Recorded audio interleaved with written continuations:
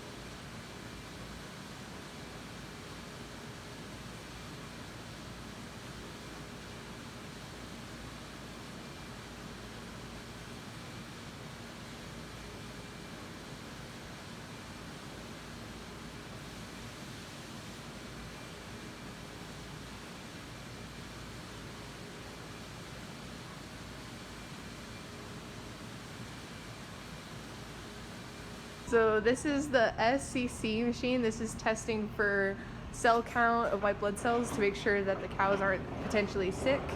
And the samples are incubated in this hot bath before going into that machine. This is the same machine that was in receiving. It tests the components of the milk. And as you can see here, this is raw, this is pasteurized.